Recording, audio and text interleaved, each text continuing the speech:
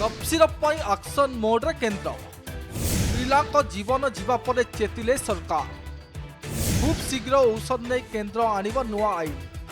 Cough syrup कांड पर निदरू उठिचंती केन्द्र सरकार। मध्य प्रदेश और राजस्थान में विषाक्त कफ सिरप रे कुनी कुनी पिला जीवन जीवा घटना सारा देश में हईचई सृष्टि करथिला।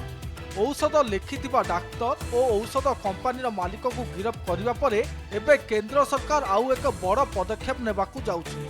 औषध और प्रसाधन सामग्रीर गुणवत्ता तदारक एवं जांच करने पर केंद्र सरकार एक नूतन आईन आनिबाकू जाउछन्ति। गत किछि दिन भितर मध्य प्रदेश छिंदवाड़ा जिले में कफ सिरप पीवा पर अनेक पिलांक मृत्यु होइछि।